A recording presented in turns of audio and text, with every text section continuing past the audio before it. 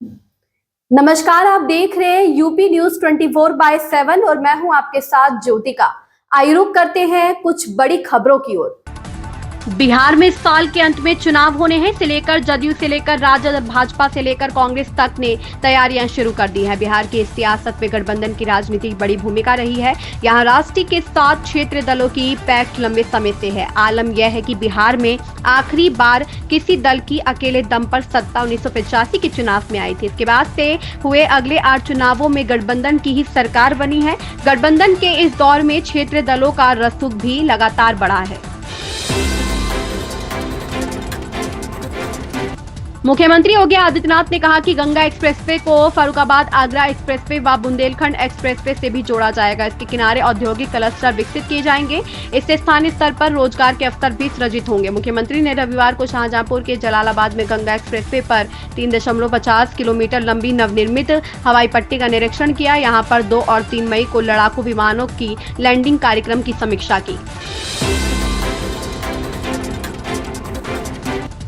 पहलगाम आतंकी हमले को लेकर भारत के रुख को लेकर पाकिस्तान डरा हुआ है। पाकिस्तान लगातार युद्ध की गिधड़भकी तो दे रहा, लेकिन मन ही मन वहां भारत की कार्रवाई को लेकर दहशत है। अब पाकिस्तान के पूर्व पीएम नवाज शरीफ ने अपने छोटे भाई और पाकिस्तान के पीएम शहबाज शरीफ को नसीहत दी है। पूर्व पीएम नवाज ने शहबाज शरीफ से कहा है कि वह कूटनीतिक तरीके से तनाव को कम करने पर जोर दें।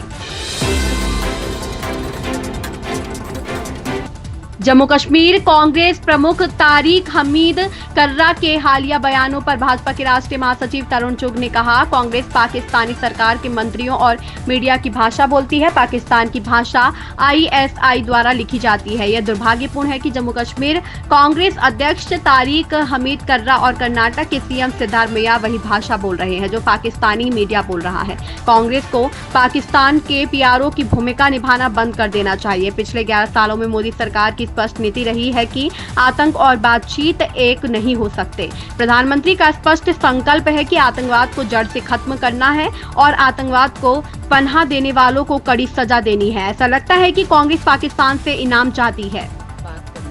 कांग्रेस के नेताओं के सुर पूरे देश में वही हैं जो पाकिस्तान के अंदर उनकी सरकार के मंत्री और पाकिस्तान मीडिया की भाषा,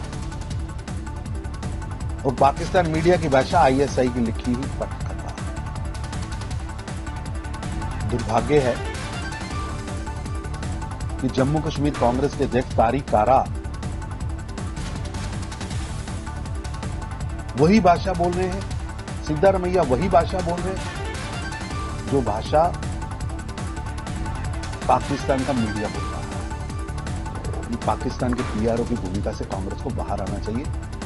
बीते 11 वर्षों में मोदी सरकार की स्पष्ट नीति एक रही है, टेरर और टॉक इकट्ठे नहीं हो सकते।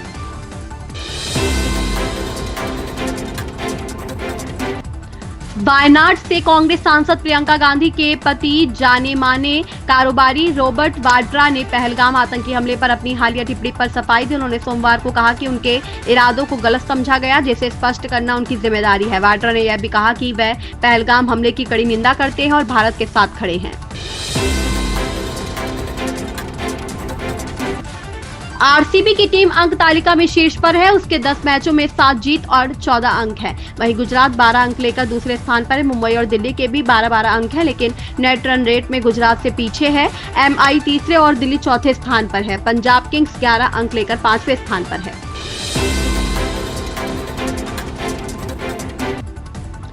पहलगाम आतंकी हमले पर कांग्रेस सांसद प्रमोद तिवारी ने कहा, हमें भारतीय सेना और उसकी वीरता पर पूरा भरोसा है। सर्वदलीय बैठक में हमारे अध्यक्ष मल्लिकार्जुन खड़गे और लोकसभा में विपक्ष के नेता राहुल गांधी ने आतंकवाद के खिलाफ सरकार को पूरा समर्थन जताया। दूसरी तरफ सीमा क्षेत्र में पाकिस्तान की सेना जो है वो फायरिंग करती है, भारतीय सेना को जवाबी कार्रवाई करना पड़ता है। हमें अपनी सेना पर भरोसा है, उसके शौर्य पर, साहस पर। वो विश्व विजयी सेना है, हम उसको सलूट करते हैं। पाकिस्तान के एक नेता थे, उन्होंने तो संयुक्त राष्ट्र में कह दिया था कि हम 1000 साल तक लड़ेंगे। आज उनके परिवार के कुछ लोग बोल रहे हैं, भारत को चुनौती दे रहे हैं, मंत्री के रूप में चुनौती दे रहे हैं। उनसे कहना चाहता हूं, ये भारत की सेना है। इंदिरा गांधी के नेतृत्व में इसने 2 टुकड़े करके पाकिस्तान के बांग्लादेश बनाया। हमें गर्व है अपनी सेना पर। ऑल पार्टी मीटिंग जो सरकार ने बुलाई तो कांग्रेस ने अपनी राय, विपक्ष की पार्टियों ने अपनी राय रखी, पूरा समर्थन दिया, लेकिन अजित थरूर ने इस तरीके से कहा है कि 100% खुफिया जानकारी कभी किसी देश के पास नहीं है। देखिए, मुझे उनके बयान के बारे में कुछ नहीं कहना, सिर्फ इतना मैं जानता हूं, सर्वदलीय बैठक में हमारा सर्वोच्च नेतृत्व सीएम एमके स्टालिन ने तमिलनाडु विधानसभा में महंगाई भत्ते में इजाफा करने, अर्जित अवकाश सरेंडर करने समेत 9 योजनाओं को मंजूरी दी है। इससे राज्य के 8 लाख से ज्यादा कर्मचारियों और पेंशनरों को बड़ा फायदा मिलेगा। तमिलनाडु की डीएमके सरकार ने राज्य के सरकारी कर्मचारियों को तोहफा दिया है। सीएम एमके स्टालिन ने महंगाई भत्ते में इजाफा करने, अर्जित अवकाश सरेंडर करने समेत 9 योजनाओं को मंजूरी दी है। सीएम ने इन योजनाओं की घोषणा तमिलनाडु विधानसभा में की।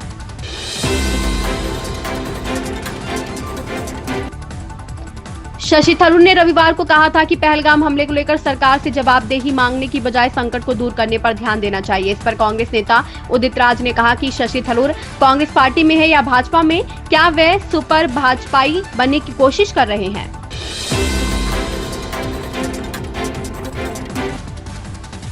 पहलगाम आतंकी हमले के बाद भारत और पाकिस्तान के रिश्तों में कड़वाहट घुल गई है। इसी का नतीजा है कि आगामी 30 अप्रैल को होने वाली ब्रिक्स की बैठक में विदेश मंत्री एस जयशंकर और राष्ट्रीय सुरक्षा सलाहकार अजीत डोभाल नहीं जाएंगे। जुलाई में होने वाले सम्मेलन के लिए इस बैठक में एजेंडा तय होना है। केंद्रीय मंत्री रामदास अठावले ने 2 टूक शब्दों में कहा है कि अगर पाकिस्तान पीओके सौंपने में आनाकानी करे तो भारत को उसके खिलाफ जंग का ऐलान कर देना चाहिए। उन्होंने कहा, अगर पाकिस्तान पीओके को सौंपने से इनकार करता है तो भारत को उसके खिलाफ युद्ध की घोषणा कर देनी चाहिए, क्योंकि अब तक यह क्षेत्र मौजूद है।